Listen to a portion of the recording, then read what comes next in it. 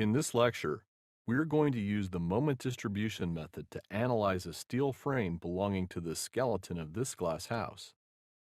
The house, known for its elegant simplicity, is an architectural landmark designed and built by Philip Johnson in 1949.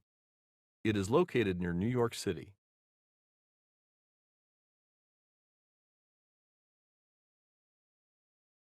This three-dimensional model is not a replica of the actual structure. It has been modified to suit our purposes in this lecture. The roof and the glass walls of the house are supported by a steel skeleton consisting of 4 beams and 8 columns.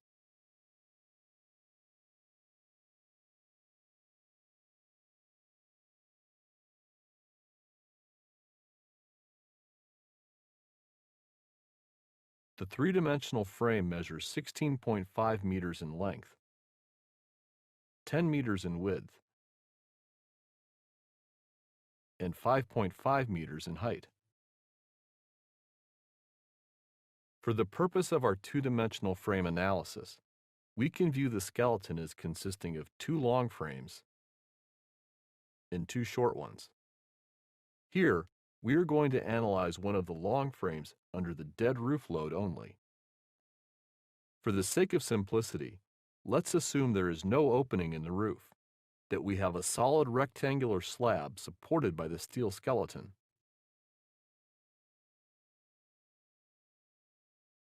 The roof is 208 millimeter thick concrete slab weighing 24 kilonewtons per cubic meter. This makes a uniform distributed load of 5 kilonewtons per square meter. Since the roof rests on 4 beams, its weight is distributed among the beams. We can determine the tributary area for each beam according to the yield line theory. This is the correct approach for load distribution when we are dealing with two-way slabs where the ratio of longer span to shorter span is less than 2. Here, the ratio is 1.65. According to this theory, when bending moment in the slab reaches its ultimate value, cracks develop along what are known as yield lines. These are straight lines that run from the middle of the slab to the corners, bisecting the 90-degree angles like this. So, we can consider each of these areas to be the tributary load area for its edge beam. This means the long beams on the side of the roof are going to be subjected to a trapezoidal load, and the short beams are going to be subjected to a triangular load. Here, since we are focusing on this frame, we only need to take into consideration this tributary area. We need to transform the trapezoidal area load to a trapezoidal line load in order to place it on our long beam. This transformation is rather straightforward. All we have to do is multiply the magnitude of the area load, which is 5 kilonewtons per square meter, by the height of the trapezoid. Since the height is 5 meters, we end up with a load magnitude of 25 kilonewtons per meter.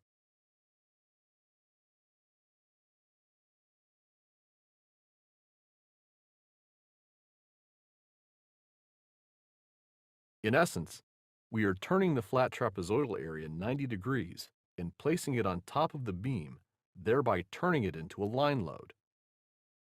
So, here is the frame that we need to analyze.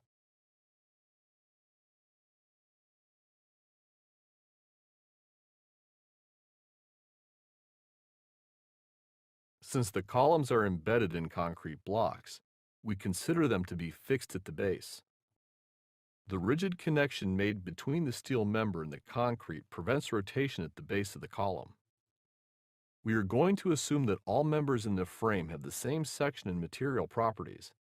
So, we have a constant EI throughout the structure. Let's label the two ends of each structural member. Since the frame has a constant EI, we can calculate the distribution factor with relative ease.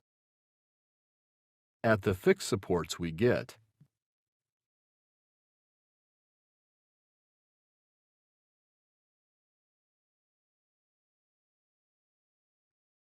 At joint B, we get 1 over 2 at each end.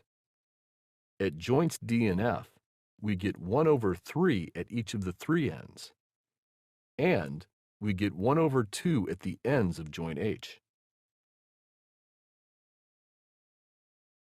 Now, let's calculate the fixed end moments. For member DF, since it is subjected to a uniformly distributed load, we get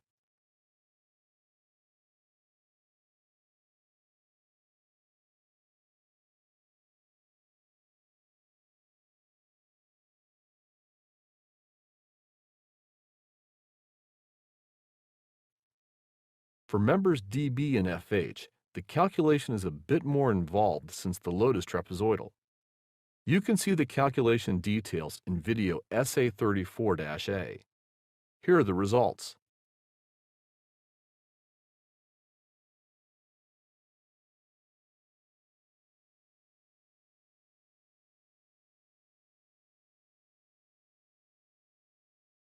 Now we can set up the moment distribution table for calculating the member end moments.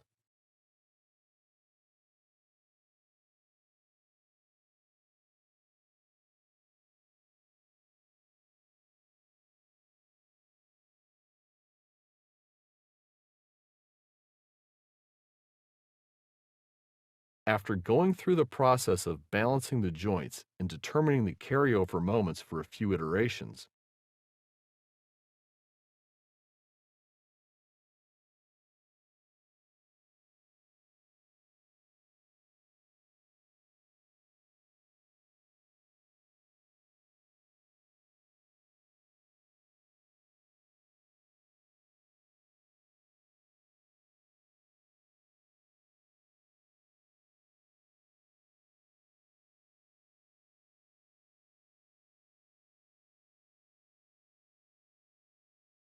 we get these results.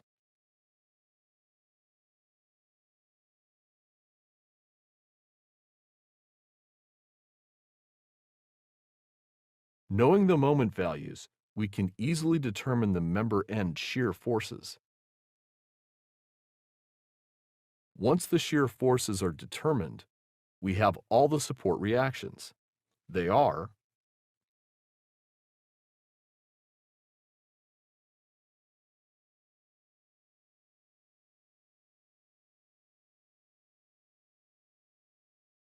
so, here are the results of our frame analysis using the moment distribution method.